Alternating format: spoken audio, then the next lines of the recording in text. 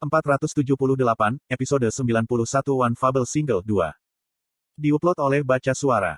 Kuaoh. Status The Great Sage yang menyelimuti seluruh tubuhku sekarang berkonsentrasi pada Rui Jingu Bang yang dipegang di tangan kananku. Persis seperti hari itu di Tongtian, ketika kami bertempur melawan konstelasi. Jika ada satu hal yang berbeda, maka saya sekarang menggunakan kekuatan penuh dari Sun Wukong itu.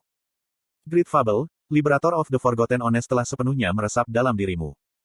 Aku akan membuka jalan. Saya mengayunkan Rui Jingu Bang, dan sebuah lubang besar terbuka di tengah gelombang tsunami. Namun, itu diisi kembali dalam sekejap. Yukan Tiou-chan Tiou-chan Tiou-chan Tiou-chan. Dari pulau yang dibesarkan Yi Ji Hye pada belokan ke-999, Nameles Ones mulai merangkak keluar. Jumlah mereka begitu besar sehingga melawan mereka tampak mustahil, tetapi bahkan pada saat itu, Sage besar tidak panik sama sekali. Hancurkan mereka. Saya merasakan sentakan dari lengan ini terangkat ke udara, dan awan tebal dan suram tiba-tiba memenuhi langit. Awan jungkir balik yang membawa petir berdering di dalam langit di atas. Kemudian, sinar cahaya biru menyilaukan jatuh di lautan. Koabum. Beberapa helai petir menabrak laut dan merobek segala yang ada di sana untuk mengukir jalan setapak. Baut petir ini terus berjatuhan berkali-kali. Status yang sangat luar biasa. Ini adalah kekuatan orang yang telah mencapai skenario terakhir, Sage besar, Heaven's Equal, sering disebut sebagai konstelasi terkuat yang pernah ada. Gah-gahak, gagagagagahak. Namun, ada beberapa makhluk yang berhasil menahan badai petir. Mereka sedikit lebih besar dari dewa luar sebelumnya. Kami membuat ion batangan kon. Akhir tugas dan tugas. Dewa luar, ini bisa merangkai kata-kata yang lebih ringkas. Makhluk-makhluk peringkat atas ini melakukan perjalanan melalui terowongan bawah laut dan naik ke permukaan laut. Anak dari Han Suyong di sebelah kami berteriak. Gugu. Tanah di bawah laut bergoyang dan lava mulai mendidih ke permukaan. Semuanya, pergi. Kami dengan cepat naik Turtle Dragon, milik Yi Ji Hye dan naik ke langit. Permukaan lautan yang berkabut segera dipenuhi oleh makhluk-makhluk yang bergerak. Destruti pada War Eldine sedang bekerja.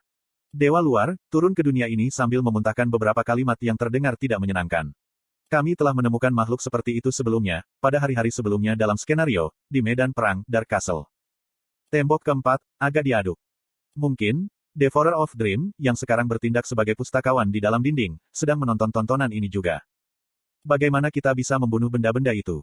Han Suyong mengertakkan giginya dan mengeluarkan api hitam dari kedua tangannya. Tentakel beberapa kilometer panjang naik di atas lautan pada saat yang sama, menyebabkan gelombang pasang bercampur dengan magma naik bahkan lebih tinggi dari pegunungan. Untuk beberapa alasan, saya mengingat kalimat tertentu dari cara bertahan hidup. Bencana yang membanjir keluar dari pulau yang naik akhirnya menutupi semua yang ada di permukaan planet ini. Jika ini terus berlanjut, maka bumi dari garis dunia ini akan berakhir persis di negara itu juga. Sage besar. Saya meminjam kekuatan Sage besar dan berhadapan dengan gelombang pasang yang datang. Rui Jingu Bang bertambah besar dalam sekejap dan mulai memukul Nameles Ones yang berusaha mendekat. Saya menghancurkan gelombang seukuran bangunan dan menghancurkan tentakel yang terbang masuk. Namun, tidak ada akhir yang terlihat. Gelombang pasang hanya tumbuh lebih besar dan lebih besar. Jika saya berhasil mengalahkan satu gelombang, maka gelombang kedua muncul. Ketika saya hancurkan itu, yang ketiga menerkam kami. Dan di tengah-tengah semua gelombang ini adalah Tuan Pulau Sun Ken dan Raja Dewa Luar lainnya. Kurung siku buka titik. Ini tidak akan mudah saat ini. Bahkan Great Sage mengatakan sesuatu seperti itu. Pada tingkat ini, kita akan selesai bahkan sebelum musuh kita sampai di sini. Apakah ada cara lain untuk menerobos hal itu? Perlu lebih banyak waktu. Setelah meninggalkan kata-kata itu, Sage besar mulai mengumpulkan lebih banyak status. Jantungku dengan cepat menjadi lebih hangat dan fabel di nadiku bersirkulasi dengan cepat. Karena saya tahu apa yang dia persiapkan, saya tidak repot untuk bertanya lagi. Jika pikiranku benar, maka dia bersiap untuk menggunakan keterampilan itu dari halaman terakhir, cara bertahan hidup.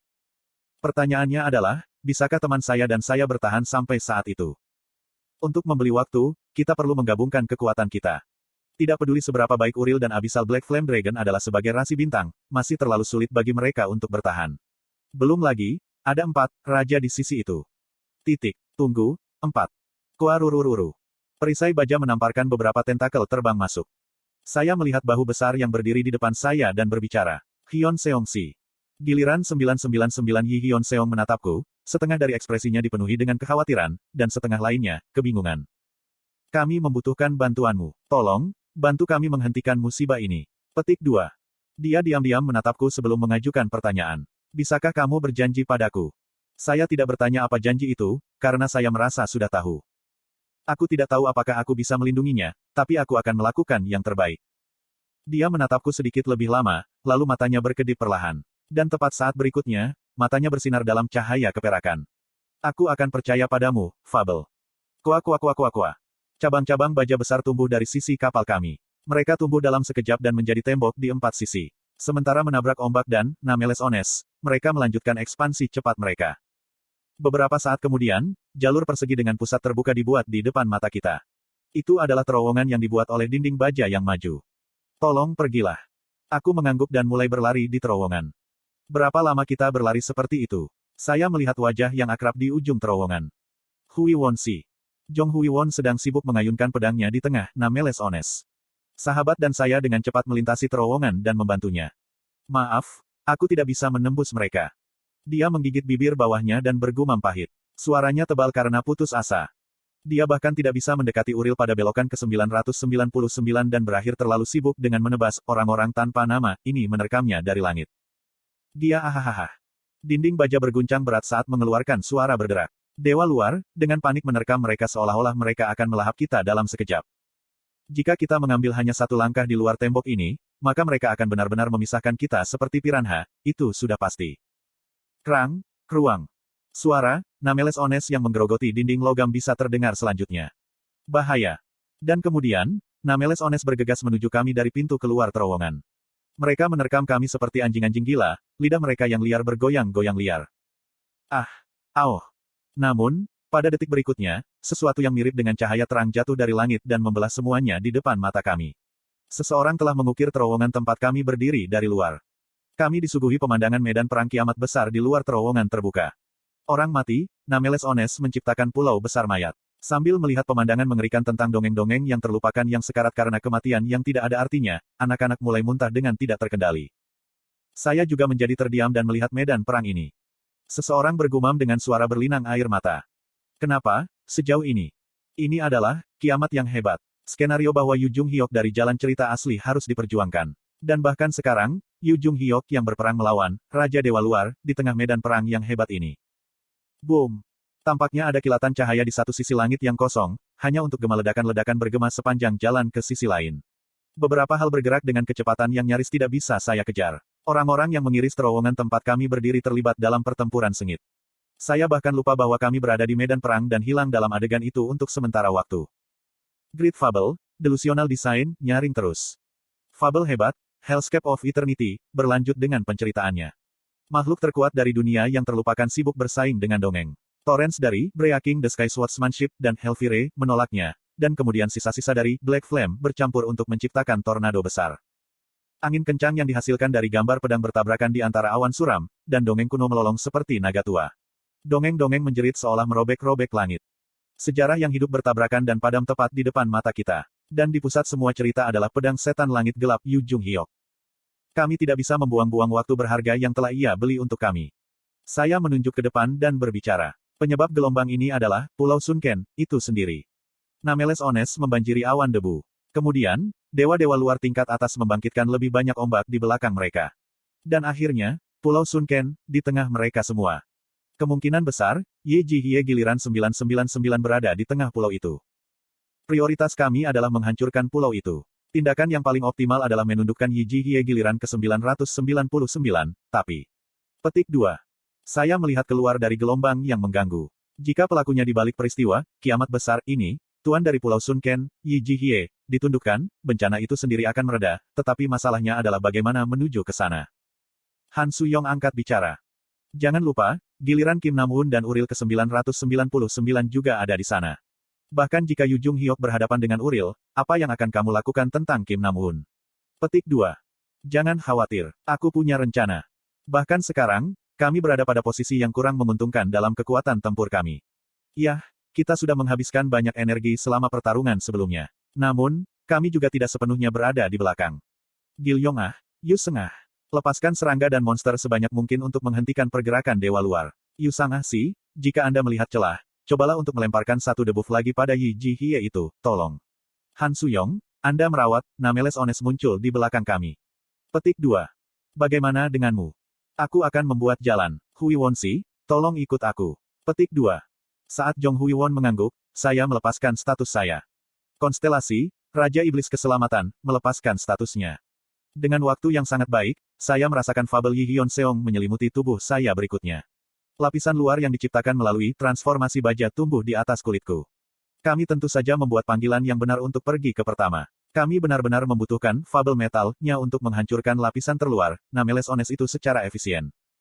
Sekarang, semuanya. Kami melompat di atas dinding baja di udara secara simultan dan kemudian, turun menuju gelombang pasang. Dewa luar, memperhatikan gerakan kami dan melolong pada saat yang sama. Du. Kerang gong pildu, sekarang dilapisi dengan fabel metal, terbang dari jauh untuk menembus secara bersih melalui lapisan luar, Nameless Ones. Menggunakan suara meriam sebagai selingan kami berlari di atas ombak. Tentakel terbang ke arah kami tanpa ada celah di antara mereka, tetapi Han Suyong membakarnya. Rasi bintang, Abyssal Black Flame Dragon, meraung. Api-api hitam, menyebabkan dewa luar menjerit kesakitan. Jong Hui Won dan saya terus berlari di jalan ini. Kami merasakan waktu, ruang yang mengelilingi pulau samar-samar terdistorsi. Yu Sang-ah sedang mengaktifkan kekuatannya sekarang. Dok Jasi, sebelah sana. Kami melihat Turtle Dragon, raksasa mengambil lokasi tertinggi pulau di kejauhan. Giliran 999 Yi Ji Hye berdiri di atas kepala boneka untuk memerintahkan, dewa luar. Hahaha, kamu pikir kemana kamu pergi? Seolah dia sedang menunggu kita, giliran Kim Nam-un ke-999 yang mengungkapkan dirinya. Aku akan melindungi Ji Hye kita. Meskipun dia berada di tengah pertempuran Yu Jung Hyok, dia pasti punya cukup waktu untuk mengganggu kita. Mungkin, Yu Jung Hyok berada dalam semacam bahaya saat ini. Saya memberi sinyal kepada Jong Hui Won. Jangan khawatir tentang aku dan pergi bantu Yu Jung Hyok dulu. Saya yakin dia perlahan-lahan mencapai batasnya sekarang. Petik 2. Jangan terbunuh. Memahami. Jong Hui Won membuka sayapnya dan menghilang untuk membantu Yu Jung Hyok. Bukankah itu sangat manis? Tapi, jangan khawatir. Aku akan mengirim kalian berdua dalam sekejap. Sosok Kim Nam-un tampak meleleh. Bayangannya terbelah menjadi ratusan dan banyak sosok melompat keluar dari mereka. Kim Dokja berpikir sendiri. Dia tidak bisa mengelak ini. Ratusan, tidak, ribuan belati secara sepihak membidik tubuhku. Mereka bergerak seolah-olah mereka hidup. Puncak, pertarungan pisau, yang dipahami Kim Nam-un merembes di dalam setiap ujung pisau itu. Dan setiap serangan cukup kuat untuk meninggalkan luka fatal. Bahkan kemudian, saya diam-diam tersenyum. Ketika aku bertemu denganmu untuk pertama kalinya, kamu juga memegang pisaumu padaku. Tapi, ini pertama kalinya aku bertemu denganmu. Kim Nam-un, tidakkah kamu penasaran bagaimana kamu dari dunia ini mati? Salah satu klon Kim Nam-un mengerutkan kening setelah mendengar saya. Siapa yang peduli bagaimana orang lemah itu terbunuh? Saya menggunakan Ruyi Jingu Bang untuk membelokkan belati yang masuk. Beberapa dari mereka masih berhasil meninggalkan luka dalam di paha dan pundak saya, tapi syukurlah, fabel metal, Yi Hyun Seong bertahan melawan serangan yang menggantikan saya. Sayangnya, bahkan baja palsunya mulai mengembangkan retakan pada rentetan serangan ganas yang turun. Seolah-olah untuk sepenuhnya menciptakan memori tertentu, saya mulai menghindari serangan yang masuk.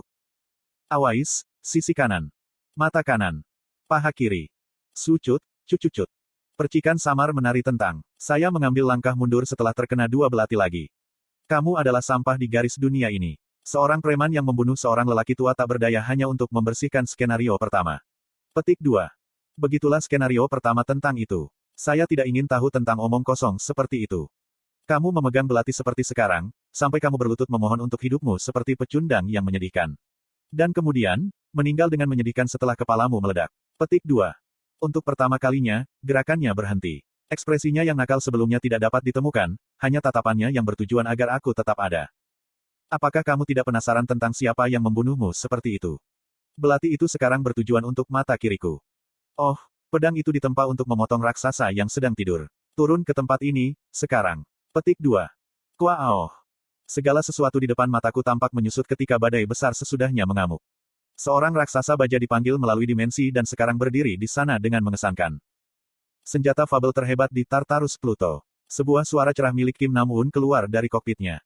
Hahaha, hei, manusia belalang, sudah lama. Namun, aku tidak bisa balas tersenyum padanya. Karena, apa yang akan saya lakukan seharusnya terbukti sangat tidak manusiawi bagi orang ini. Apa ini? Kim Nam-un menemukan sesuatu yang kecil mengambang di depan hidungnya dan memiringkan kepalanya. Hampir pada saat yang sama, Kim Nam-un yang lain bergumam dengan sangat tercengang. Kurung siku buka titik. Robot raksasa tanda tanya. Wahak. Cucut. Keberadaan yang sama dari berbagai garis dunia telah bertemu untuk pertama kalinya. Giliran 999 Kim Nam-un tidak memiliki fabel bertarung melawan saya. Namun, bagaimana dengan sekarang? Teori film terputus diaktifkan. Kenangan terhubung, ketika dua keberadaan dari garis dunia yang berbeda bertemu satu sama lain, dongeng yang tidak terhubung sebentar akan menjadi satu.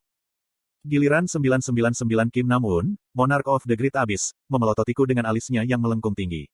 Tampaknya dia telah menyadari segalanya. Kamu. Betul sekali. Orang yang membunuhmu di garis dunia ini adalah. Petik 2. Waktu dan ruang di sekitarnya berubah. Ke dalam kereta bawah tanah dari skenario pertama. Ke tempat di mana aku membunuh Kim Nam-woon. Saya menyeringai dan melanjutkan. Transformasi panggung, diaktifkan. Itu tidak lain adalah aku. Finn.